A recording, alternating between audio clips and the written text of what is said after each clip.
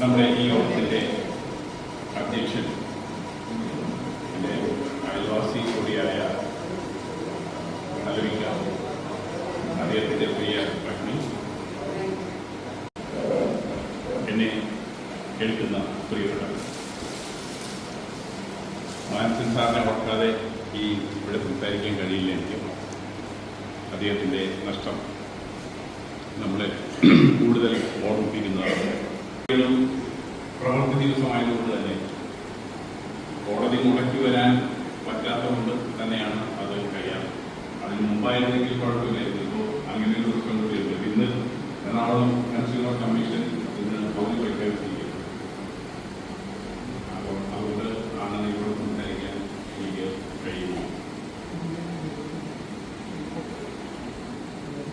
നമ്മുടെ കഴിഞ്ഞ വീഡിയോയിലേക്കാൾ കൂടുതൽ ആളുകളുടെ എണ്ണം കുറഞ്ഞു കാണുന്നത് പലരും രക്ഷപ്പെട്ടു പോയതാണോ എന്ന് എനിക്ക് സംശയിക്കുകയും അതിൻ്റെ പ്രാർത്ഥന കേൾക്കുന്നതാണ്. ഏതായാലും ആരോഗ്യത്തോടെ ദീർഘനാൾ നിങ്ങൾക്ക് ജീവിക്കാൻ കഴിയട്ടെ. അപ്പോൾ ആരോഗ്യവും വയസ്സൊക്കെ വലിയ ബന്ധമില്ലാത്ത കാലഘട്ടത്തിലാണ് നമ്മൾ ജീവിക്കുന്നത്.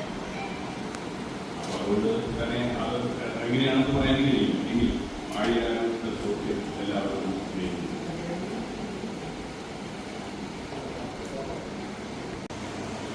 അപ്പോൾ ആ സ്വീകരണത്തിൽ എനിക്ക് സംസാരിക്കാൻ അവസരം.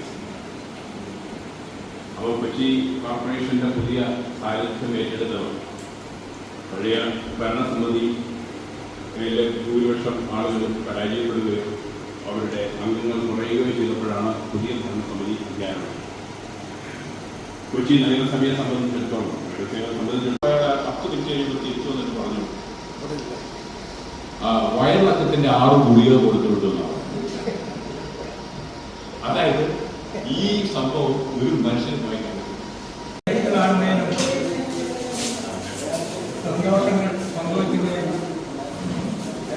അവസരം ഉണ്ടാക്കി തന്ന ദൈവത്തിന് ആദ്യമേ നന്ദി പറയുകയാണ്. നമ്മളിൽ പലരും ചെയ്തുകൊണ്ടിരുന്നായിരുന്നു. അന്ന് ഫ്ലൈറ്റൊക്കെ വളരെ കുറവായിരുന്നു. കൂടുതലും എൻ്റെ യാത്ര ട്രെയിനായിരുന്നു.